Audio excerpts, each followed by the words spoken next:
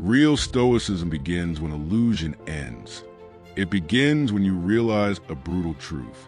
Life owes you nothing, not fairness, not comfort, not explanations. And strangely, that realization does not crush you. It frees you, because once you stop demanding that the world bend to your expectations, you regain control over the only place that ever mattered, your inner world. The Stoics understood something modern people struggle to accept. You cannot control events. You can only control your response. And that response shapes everything. The Stoic does not wake up expecting ease. He wakes up prepared for delays, prepared for difficult people, prepared for discomfort, not because he enjoys suffering, but because he refuses to be surprised by it. Marcus Aurelius wrote his thoughts not for the world, but for himself. Private reminders, warnings, mental armor.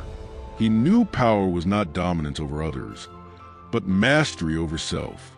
When insulted, the Stoic pauses, not because words don't sting, but because reaction gives him authority.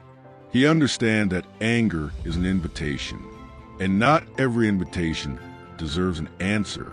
Most people believe strength is loud. Stoicism teaches that strength is quiet. Silence is not weakness. Restraint is not submission. It is control, and control is power. The Stoic understands loss differently. When something is taken, money, status, relationships, he grieves, but he does not collapse, because he never believed ownership was permanent. Everything is borrowed. Everything is temporary. Even the body, even the breath. This awareness does not make him careless. It makes him grounded. He loves without clinging. He works without entitlement. He succeeds without arrogance. Because Stoicism does not teach detachment from life. It teaches detachment from illusion. The illusion that things are guaranteed. The illusion that people will always stay.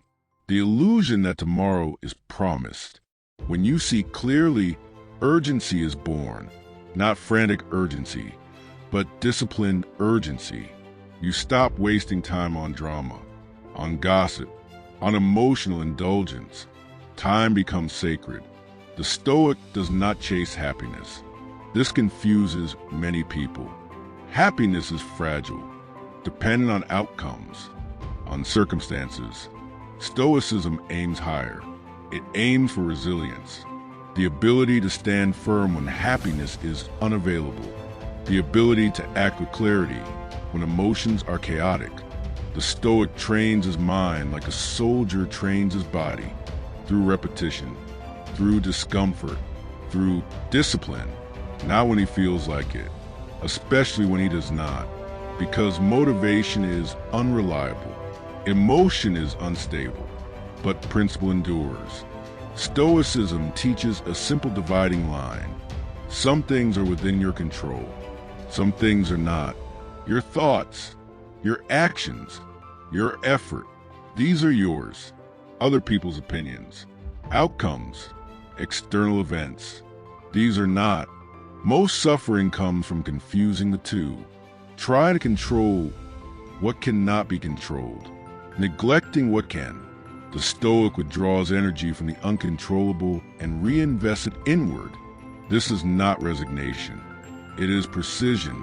He does not waste emotional currency on what cannot be changed. He uses it to sharpen character. The Stoic prepares for hardship before it arrives. Not pessimism, but realism. He rehearses loss in his mind, not to invite it, but to reduce its shock. If it comes, he is not shattered. He has already faced it internally. This practice does not weaken joy.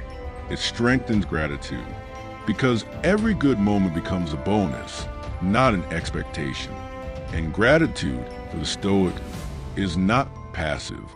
It is active awareness. Awareness that this moment could end, that this person could leave, that this opportunity could vanish. So he shows up fully. Pain is inevitable. This is not a belief. It is a law.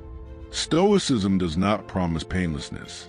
It offers something better: meaningful endurance, pain without panic, loss without collapse, pressure without surrender. The Stoic does not ask, "How do I avoid pain?" He asks, "How do I respond with honor?" Pain becomes a teacher, not because it is kind, but because it is honest. It exposes weakness, attachment, fear, and once exposed, these things can be trained.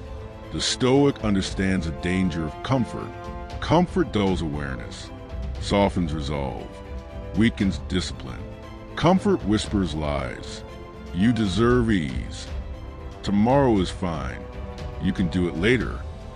Stoicism answers with action, not extreme asceticism, but intentional discomfort, cold showers, early mornings, hard conversations, difficult choices, not to punish the self, but to remind it you are capable. Comfort is not the goal, capability is. The Stoic does not seek validation. Praise is fleeting. Criticism is inevitable. Both are external.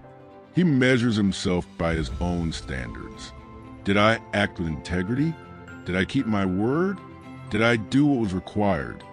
Even when it was hard, these questions matter more than applause, because applause fades, character compounds. Stoicism is not isolation. The Stoic participates in life fully. He works, he loves, he serves, but he does not anchor his identity to outcomes. He does his duty and releases a result. This is one of the hardest disciplines.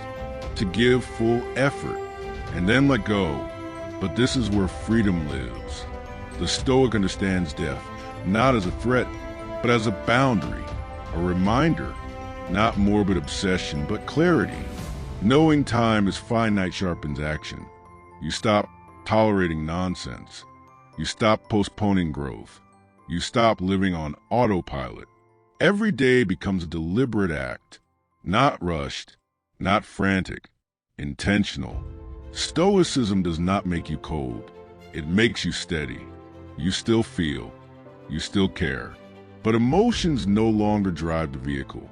They become signals, not commanders. The Stoic listens to emotion, but obeys reason.